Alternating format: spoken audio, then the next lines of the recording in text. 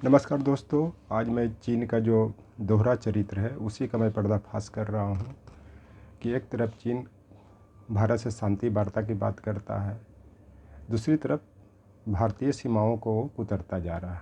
जो ड्रैगन की जिसका प्रतीक है वो नेपाल के भी बहुत से क्षेत्रों का कुतर दिया है। इसी कारण नेपाल में भी भारी विरोध हो रहा है चीन के खिलाफ।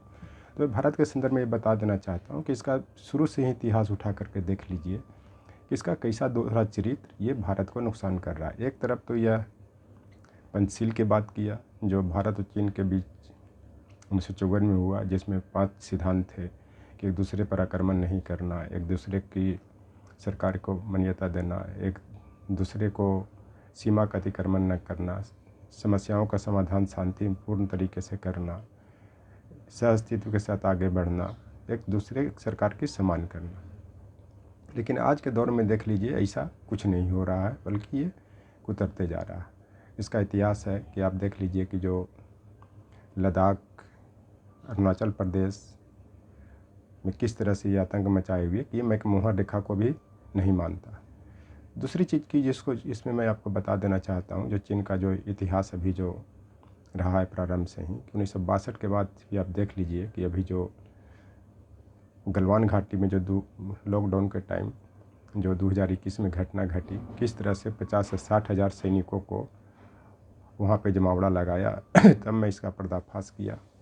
उसके बाद भारत के मीडिया वालों ने पर्दाफाश किया, वो भी बहुत लोगों ने डर डर के किया, क्योंकि इस सरकार ने मीडिया को लॉकडाउन से ही मैनिपुलेट कर लिया है। क्योंकि अब लॉकडाउन के टाइम में भी देखा होगा कि सिर्फ कोविड के कारण मरने वाले लोगों की को दिखाया जा रहा था, चाहे विश्व के स्तर पर हो चाहे भारत के स्तर पर हो, ताकि लोगों में भय उत्पन्न हो, और भय उत्पन्न होने के कारण लोग घर में बैठे रहें, बाहर नहीं निकले। उसी तरह से भारतीय मीडिया इससे डर गए और चीन का जो नीति था उसका पर्दाफाश नहीं किया।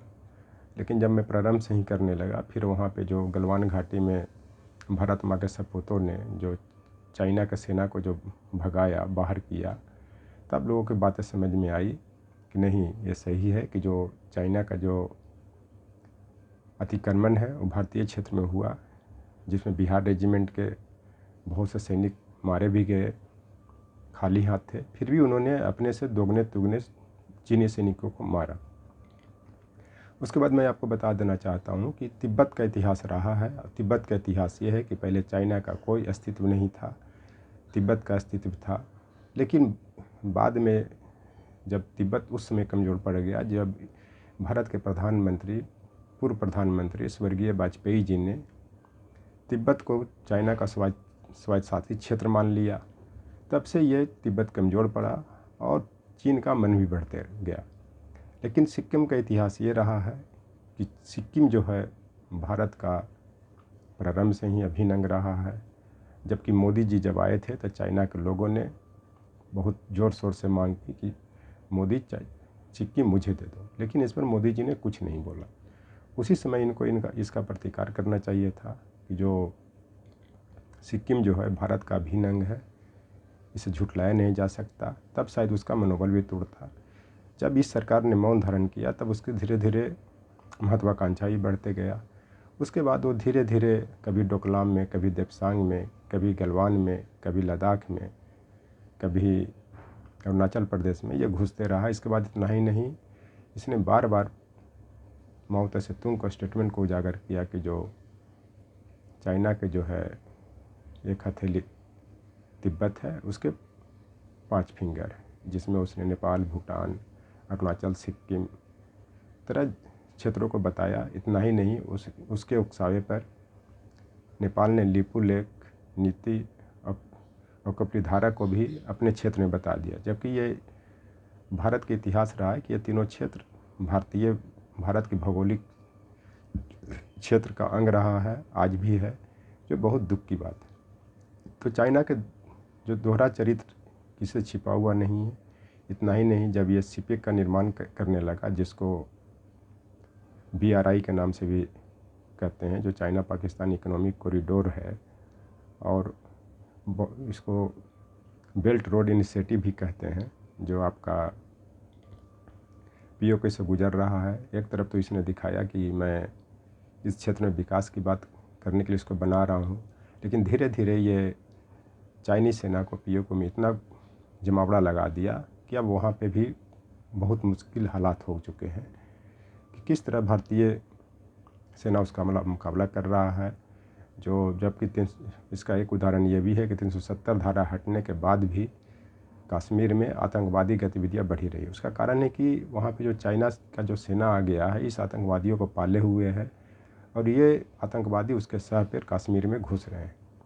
इतना ही नहीं, मैं पहले भी कई बार बोल चुका हूँ, तब फिर मेरे बातों को लोग वहाँ मीडिया वाले उठाते हैं कि जो मणिपुर में जो घटना घटी थी, सबसे पहले मैंने ही कहा था कि यहाँ पे जो है बाहरी शक्ति है और बाहरी शक्ति कोई नहीं है, वो चाइना है। चाइना के सह पे म्यांमार से आतंकवादी आते हैं, क्योंकि 16 किलोमीटर का जो क्षेत्र वहाँ पे है म्यांमार बॉर्डर से, वो बिना परमिट, बिना वीज़ा, बिना पासपोर्ट के लोग आते जाते हैं, जो कुकी और मतई समुदाय के हैं। तो कारण कि उनका समुदाय के लोग म्यांमार में और म्यांमार के समुदाय के लोग भारत में रहते हैं। सबसे पहले तो इसको भी रोकने की ज़रूरत है। और इसके बाद चाइना का जो दोहरा चरित्र जो है वो वैश्विक स्तर पर भी देख सकते हैं। एक तरफ वो पाकिस्तान के कोई भी आतंकवादी, चाहे वो मुंबई अटैक में शामिल हो, चाहे पठानकोट अटैक में शामिल हो, एक तरफ तो वो उसको आतंकवादी घोषित करता है, लेकिन दूसरी तरफ जो है वो उसको यूएन में उस पर बिट्टो लगाता है। इतना ही नहीं, जब ग्रे लिस्ट में पाकिस्तान को डाला गया, जिसको ग्रे लिस्ट जो सुरक्षा के दृष्टिकोण से CFA क्या, उसको मैं नाम भूल रहा हूँ, तो उसमें भी इसको निकालने का चाइना ने तो शुरू ने इसको डालने के लिए कहा, लेकिन अंततः इसे मलेशिया, तुर्की के सहयोग से इसको भी ग्रे लिस्ट से निकाल दिया। फिर उसकी गतिविधि बढ़ने लगी। इस तरह से जो चाइना का जो दोहरा चरित्र है, ये किसी से छिपी हुई बात नहीं है और ये हर बात में टाल मटोल करता है। टाल मटोल करने का मतलब है कि मैं सेना को हटा रहा हूँ। लगभग 20 दौर की वार्ता भी हो चुकी है 2020 के बाद, लेकिन अब तक इस पर कोई सोल्यूशन नहीं निकला।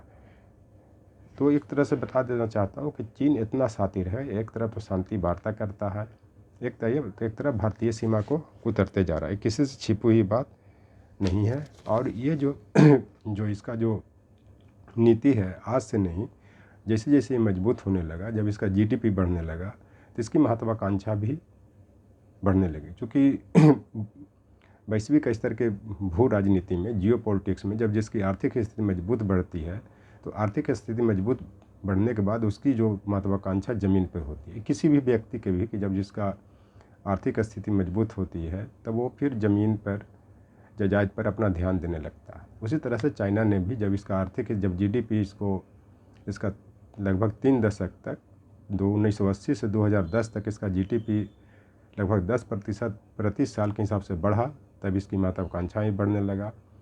कभी उधर वो भूटान की तरफ, कभी ये डोकलाम प्लेटू जो भूटान का ही भाग है, जिसकी सुरक्षा की जिम्मेवारी भारत पर है, कभी अरुणाचल में, कभी लद्दाख में। इस तरह से इसकी महत्वाकांक्षा छिपी हुई नहीं है और ये बात किसी से छिपी हुई भी नहीं है। तो मैं आपको बता देना चाहता हूँ कि इस पर एक शेर भी कहा गया है कि नफ़रत के शोलों में वो जल रहा है, खुद जैसे आग का गोला बन रहा है। मैं ये कह रहा हूँ कि चाइना में खुद इतना नफ़रत फैल चुका है कोविड के काल से। अब इतना नफ़रत फैल चुका है कि उसका रक्षा मंत्री की भी पता नहीं है कहाँ गया, अब कितने लोग को मार रहा है। वहाँ के मीडिया ये सब नहीं उजागर करता है, क्योंकि एक पार्टी गवर्नमेंट है और उस पार्टी के मुताबिक चलना पड़ता है। तो इस तरह से खुद ये गोला के बारूद पर बैठा हुआ है। कब ये फटेगा, कब ये ख़त्म हो जाएगा, ये कोई नहीं जानता है। लेकिन ये तभी ख़त्म होगा जब भारत सरकार इसके लिए मजबूती के साथ लड़े और ये जब गोला या बारूद ढेर है उसमें चिंगारी लगाने का काम करे। ये खुद विस्फोट में शी जिनपिंग के साथ साथ इसका जो देश का जो क्षेत्रीय सीमाएं कई खंडों में टूट जाए, और वो सीमा जो पहले जो अक्साई चीन है, जो पाकिस्तान ने चाइना को दे दिया है, वो जो क्षेत्र है वो पुनः भारत में आ जाए। इसके लिए ज़रूरी है कि बहुत ताकत के साथ, बहुत मजबूती के साथ लड़ा जाए, तभी चाइना का दोहरा जो चरित्र है वो समाप्त हो सकता है। इस पर भी एक और शेर है दोहरा चरित्र पर, महफिल में उसकी बातें तो सुनो जरा, सबके सामने कैसा भोला बन रहा। महफिल में जैसे मान लिया जाए कि कोई बैठक होती है, जैसे यूएनओ में, इतना बड़ा बड़ा बात बोल रहा है, इतना बड़ा बड़ा सपना दिखा, लग रहा है कितना बड़ा भोला है, लेकिन सबसे बड़ा वो झोला है। झोला का मतलब है कि वो, झोला का मतलब ये होता है कि वो जो अपना जो क्षेत्र को जो कुतर कुतर अपने इलाका में मिला रहा है, अपने झोला में, अपने कब्जा में कर रहा है। यहाँ झोला का मतलब ये है। अब भोला का मतलब ये है कि वो इतना भोला भाला बन रहा है, वो दिखा रहा है कि मैं तो जी भारत को हर दृष्टिकोण से मजबूत करना चाहता हूँ, सिपे का जो देश से विकास करना है। लेकिन धीरे धीरे ये जो ग्वादर बंदरगाह या फिर श्रीलंका का मंटोटन बंदरगाह या फिर बांग्लादेश का जो बंदरगाह है या म्यांमार का जो सितवे बंदरगाह है, इस सबको कब्जे में लेकर के सारा उसको कैप्चर कर लिया है और उस पर सारा रॉयल्टी इसका आता है। इस तरह से चाइना का दोहरा चरित्र किसी से छिपी हुई बात नहीं है। ये तभी समाप्त होगा कि जब भारत सरकार इसका मुकाबला करे, और ये मुकाबला करने के बाद जब वो पस्त पड़ेगा, तभी जो छोटे छोटे जो पड़ोसी देश भारत के हैं वो मजबूत होंगे। Thank you.